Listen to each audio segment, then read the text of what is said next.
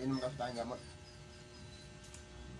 So, hindi ko na to kayang tiisin, kaya bubuhusan natin ito dito mga lods, mukbang nga.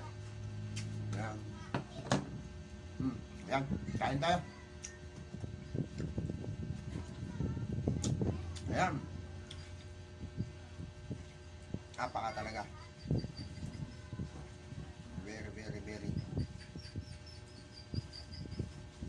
Ayan, mga lods.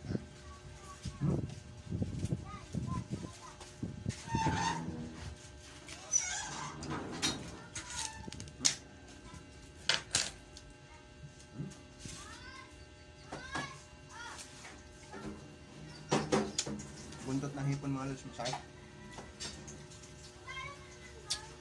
Ayan, kalabasa.